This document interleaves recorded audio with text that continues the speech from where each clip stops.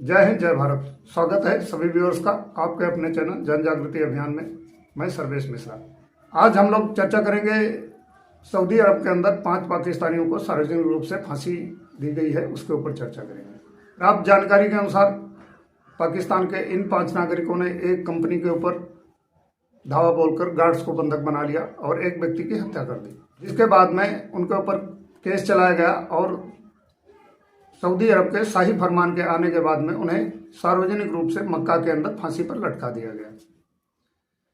जो Islamic country सभी Islamic कंट्रियों में सरताज होने का, इस्लाम के लिए लड़ने का और न जाने कितने तरह के दावे करता है, उसकी तरफ से ना तो कोई बयान ही आया, ना ही कोई अर्जी लगाई गई इन्हें बचाने के लिए, ना ही डिफेंड करने के लिए इन लोगों को कोई केस वगैरह खड़ा किया गया। यहाँ पर कुछ ही दिन पहले भारत के 8 पूर्व नौसैनिकों को कतर द्वारा फांसी दिए जाने के संबंध में मोदी सरकार ने एक्शन लेते हुए जिस तरह से उनकी सुरक्षा सुनिश्चित की और उन्हें वापस लाने में कामयाब रहे, यह सब चीज़ें भारत की मोदी सरकार के डिप्लोमेसी के स्टैंडर्ड को और भारत के कद को प्रदर्शित करती हैं। इसके साथ ही जो पाकिस्तान के नागरिकों को फांसी की सज़ा दी गई है, इससे पाकिस्तान की कमज़ोर नीति और कमजोर कद का प्रदर्शन होता है। खैर, पाक की अपनी मजबूरियां हैं। पाक को मालूम है कि मेरा काम सभी से भीख मांग के ही चलना है, कभी सऊदी अरब के पास भी जाना पड़ेगा भीख मांगने के लिए। तो उसने इसके एवज में उन 5 नागरिकों को बचाने की कोई जद्दोजहद नहीं की, अपितु उन्हें आसानी से फांसी पर चढ़ जाने दिया। यहाँ पर बैठे हुए देश विरोधी जो तत्व हैं, चाहे वो राजनीति में बैठे हुए विपक्ष के लोग हों, चाहे समुदाय विशेष में बैठे हुए देश विरोधी तत्व हों, वो सभी पाकिस्तान के सुर में सुर मिलाकर बात करते हैं।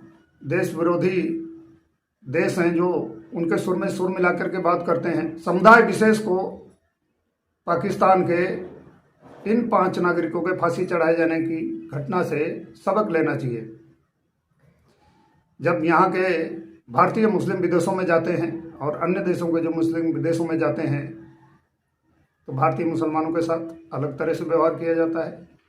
उन्हें भारत की नीति और भारत सरकार की नीति और भारत के कद से सेफ्टी प्राप्त होती है। एक मुस्लिम कंट्री ना तो केस लड़ता है, ना ही कोई जद्दोजहद करता है, फिर भी यहाँ पर प्रत्येक नागरिक की चिंता करने वाली भारत सरकार के ऊपर विपक्ष गंदी राजनीति को थोपता है, अपशब्दों का प्रयोग करता है। एक समुदाय विशेष के अंदर जलन को पोषित किया जा रहा है, जो कि तथ्यों के आधार पर सरासर गलत ही प्रतीत होता है।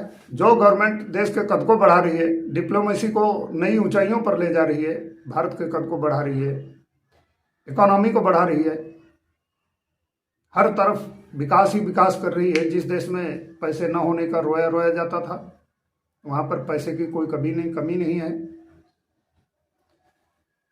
मोदी साहब पर्सनली सबका साथ सबका विकास की बात करते हैं।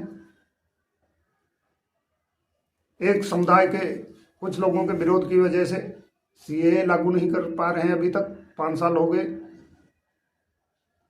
संसद से पास होने के बावजूद भी सर्वसम्मति से लागू करना ही मोदी साहब की प्राथमिकता रहती है, पर फिर भी उनके ऊपर बेबुनियाद आरोप लगाए जाते हैं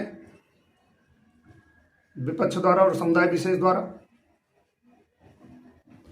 इन सब आरोपों का जवाब देने का फैसला जो है वो जनता के हाथ में है।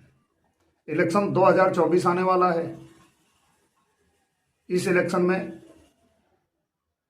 जनता ने अधिक से अधिक वोटिंग करके राष्ट्रवादी और जनहितवादी और सभी की सुरक्षा का ख्याल रखने वाली सरकार का ही चुनाव करना चाहिए। जय हिंद, जय भारत।